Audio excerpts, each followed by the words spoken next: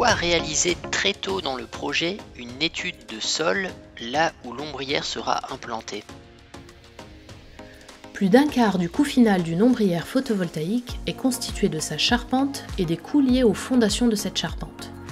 La charpente doit être dimensionnée en fonction de plusieurs éléments structurants, notamment la zone de vent, la zone de neige et la catégorie de terrain, zone urbaine, périurbaine ou rurale.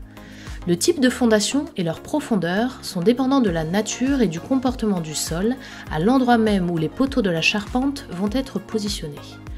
L'analyse des déformations du sol sous la pression permet le dimensionnement de la fondation et garantit la solidité et la durabilité de votre installation.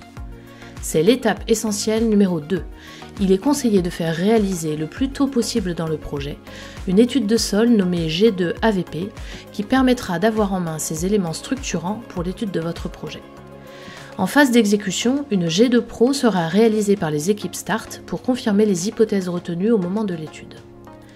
Votre implantation de projet est relativement claire ?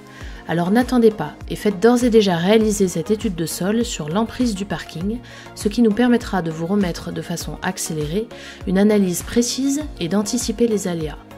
Si vous ne souhaitez pas vous en charger, Solstice peut prévoir de le faire pour vous dans le cadre du projet final. Il faut avoir conscience que c'est un élément qui peut faire varier le coût du poste fondation et qu'il est donc préférable de sécuriser cette partie au plus tôt dans le déroulement du projet.